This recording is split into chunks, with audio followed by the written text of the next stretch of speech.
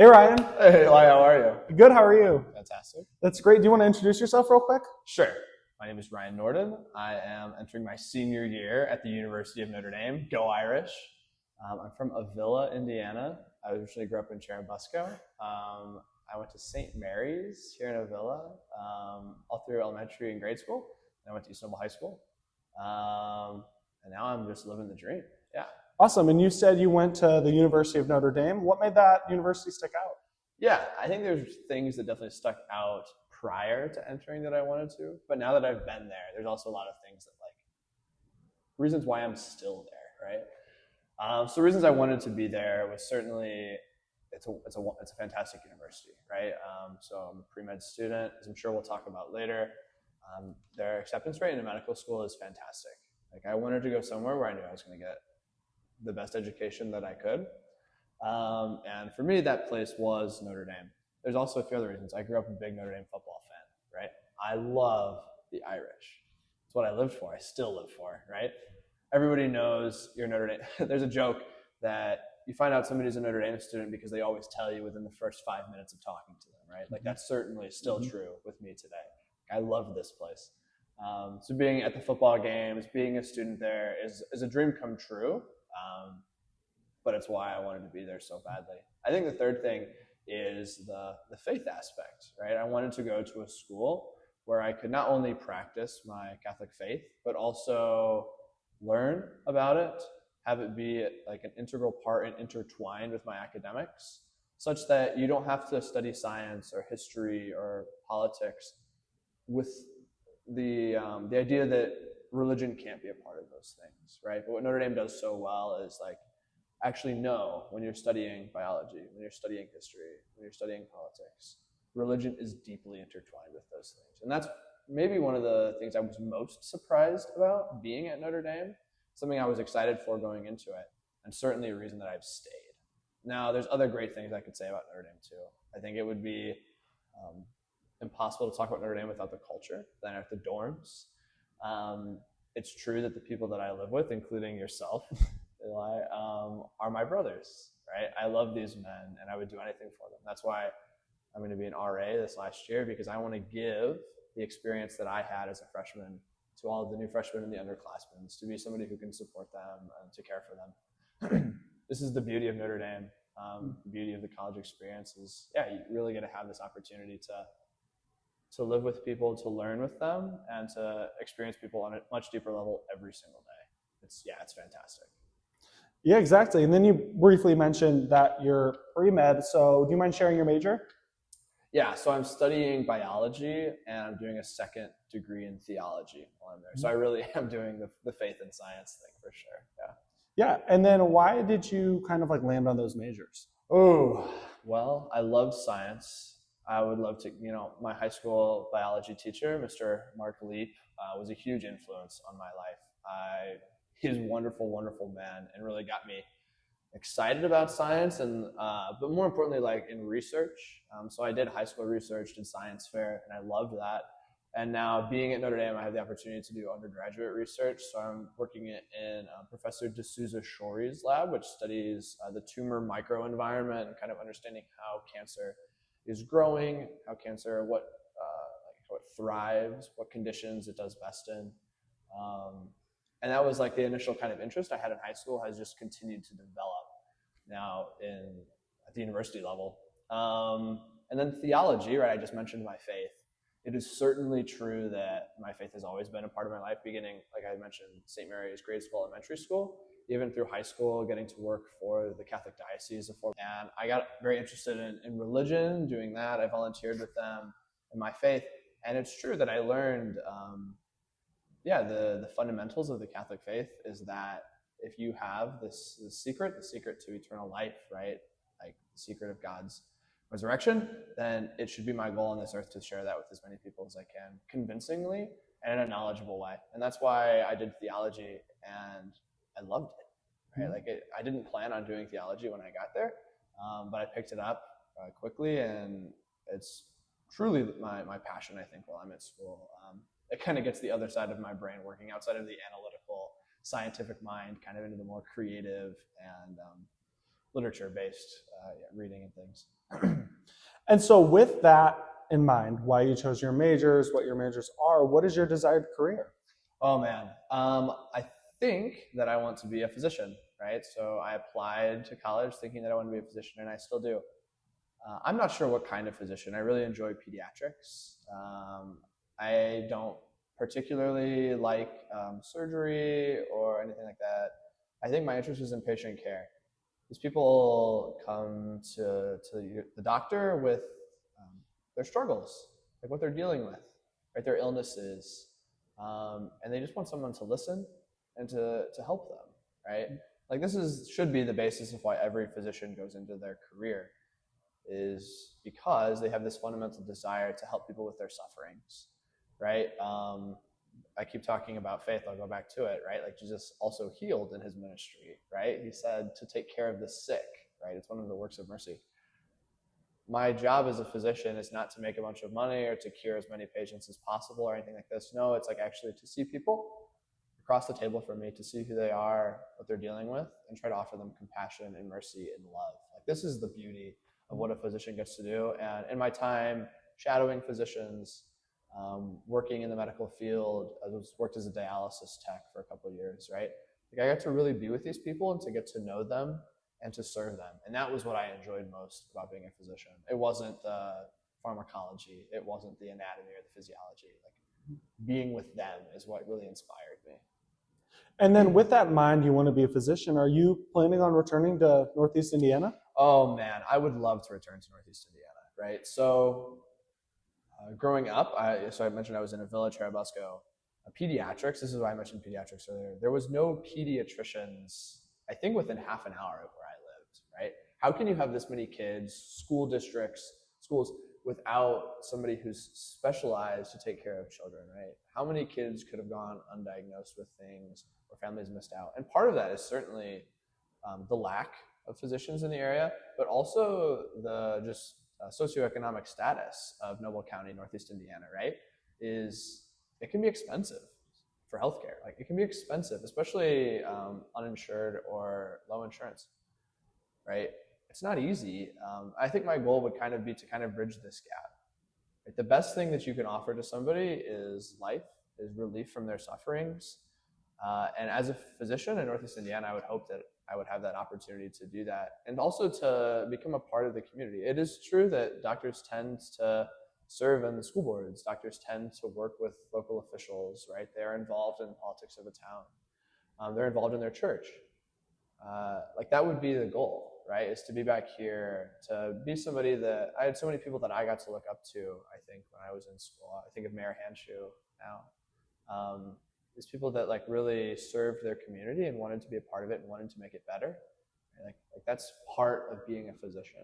Okay, Ryan, and you kind of talked about experiences growing up, and one of probably the biggest experiences of your life would be winning the Lilly Scholarship. And so would you like to kind of share how that went down? Yeah, my family jokes around that year was like the year of Ryan, because like I had won the scholarship, right? Things were going well in school. Like I got into Notre Dame. It truly was the year of Ryan. And I'll never forget that moment, I think, of winning, of finding out that I had won. So I was sitting in Mr. Hannon's like first period class as a senior, and I was called in to Mr. Jackaway, my guidance counselor's office, and he's like, "Hey, Ryan, can you help me move some boxes? I have some boxes." And so I was like, "Okay, yeah, whatever, Mr. Jackaway."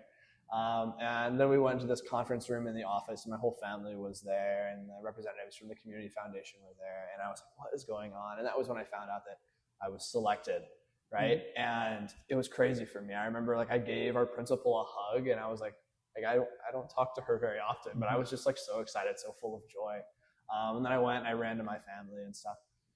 It was such a surprise, and I think for me it was also an opportunity. Then I didn't do much in terms of school the rest of the day. Sorry, my teachers.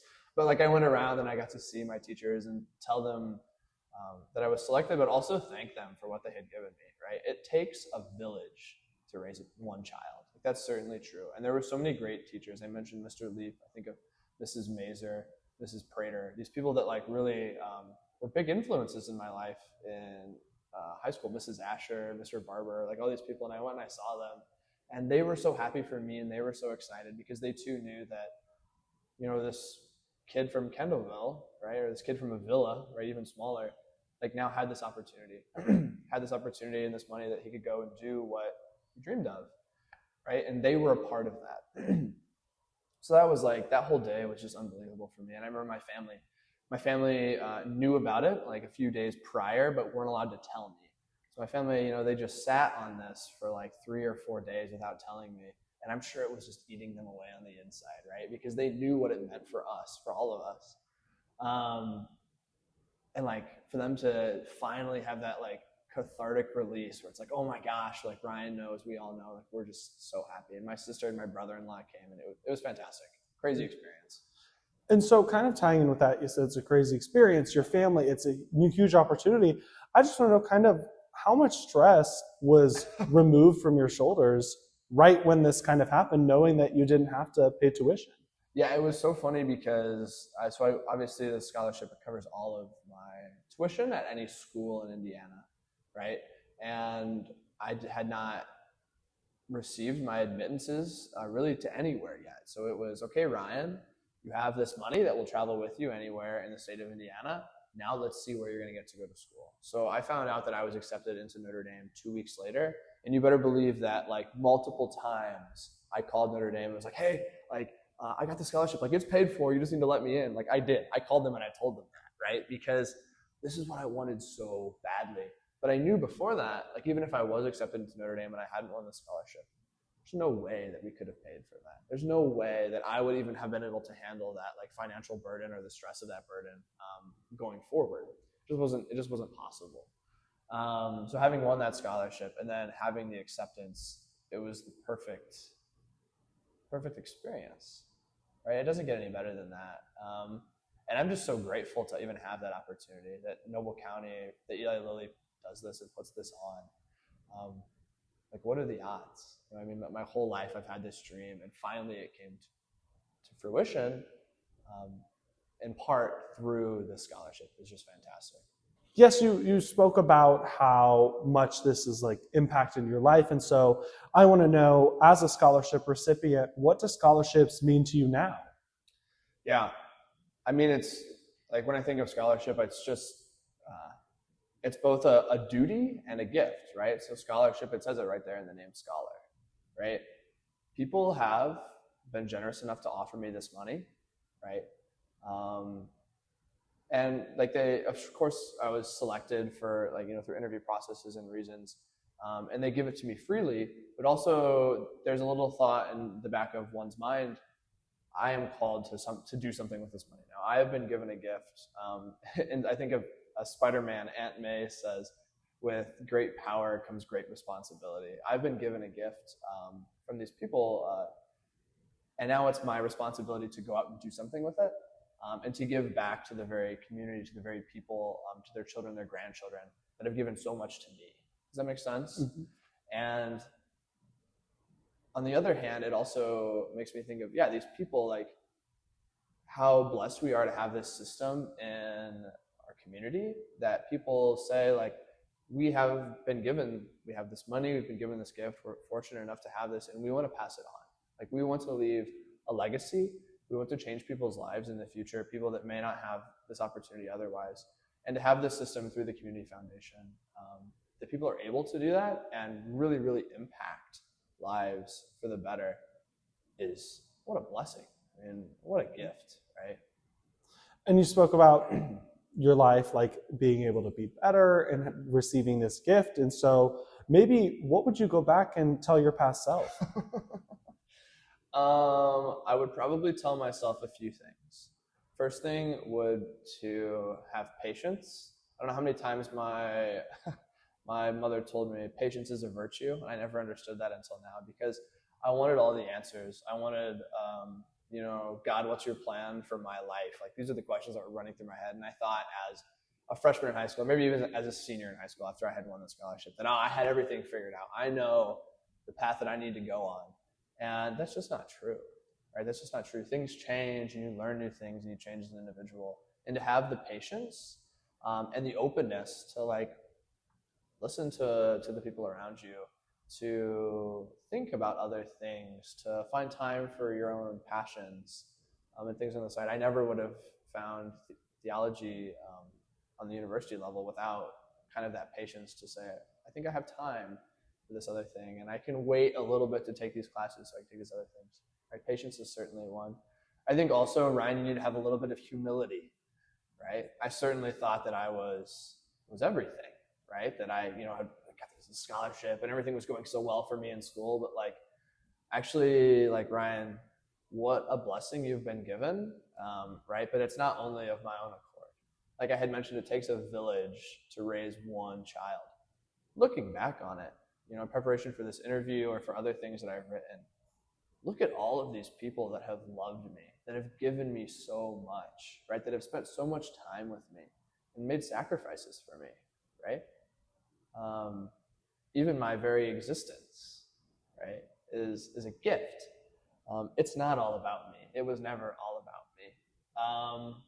And keeping that mindset going forward, right? If I, as a senior, it would have had me in a better headspace than when I entered college. And it was hard, right? Like, it wasn't all about me. There was a lot of other people, a lot of really, really much smarter than me, people that I was living with now, that I was working with now. And I was like, what is going on, right? Like, I hadn't had,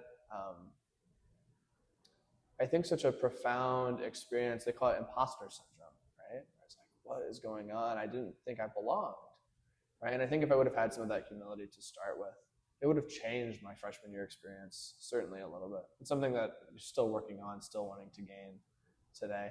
You spoke some about going back and talking to your past self, and it was amazing advice that you gave. So I'm curious, what advice would you give for future applicants to scholarships? Yeah, what position am I in to be giving advice to anybody is the first question to be asking, right? I would think that there's like a few thoughts come to mind. First is that it's really hard your senior year. There's so much going on, so many things. And for me, nobody had ever applied to college in my family before. Like, nobody knew what that process looked like. Nobody knew what it was like to go away for school. Nobody, like, so these big scholarships and all these things that I was so fortunate to be a part of, like, to remember that you're not alone in this process. And there's a lot of other people, your classmates, your teachers, your family members, who love you and they want to help you. And they have so much advice to offer as well. And also, you can have some kind of companionship. I remember sitting with my friends and talking about all of these essays I'm writing and all these just like work and effort it is to figure out what's going on. There are people in your community, people that you know in your school that have done this process before, and they can help you. You're not alone in that aspect, but also that this doesn't need to be inherently competitive. Scholarships and applications to college and things can feel like you're competing with your peers, that it's like, and that's not what it's about, right? It's about finding the best thing for you, and that hoping that everybody else can kind of find the best thing for themselves, and that you will be blessed over and over and over again if you put forth effort and you try. And that's what I found, was that in no way did I ever think, I certainly hoped, but no way did I ever think, or did anyone think, that I would have been able to find myself in the situation that I'm in today, right? With school and money and all these things. But like, wow, I'm so lucky that I am. So to think about all these people who can help you, who have helped you, and to thank them, I think is also some great advice. One other thing I think is to not be so kind of stuck in your ways, in a way, right? To be so convinced of, I run into so many people, freshmen now at school, that go in and they have a plan, and they will follow this plan, and they refuse to maybe listen to other people, or to try new things, or to take a break for themselves, to enjoy what they have around them. People that are convinced that they've done this themselves, and that everything they have is because they worked for it, and that it's all about what they have to offer. And like, just the fact that you are a human, that you like exist and like have a soul, means that you have something great to offer to other people, regardless of what things that you have done. So in one sense, like, you can go forward with a goal. That's a great thing to do, but also to be open to enjoying other things, right? Or to being open to trying new things is great. That's definitely something that I had to figure out kind of as I went along in my collegiate career, for sure. And is there anything else you'd like to tell the audience today? I think for me, it's just a big thank you. It's just a big thank you. There's so many people that I can think of in Noble County and outside of Noble County that just were so good to me. And still are so good to me. And I just want to thank them. Like, this community is special. It supports its young people, right? And certainly in this day and age, young people need supported, right? Kendallville, Avila, Noble County, just like thank you guys for all of that. Yeah. Thank you so much for coming in today, Ryan. Thank you, Eli. Have a great day.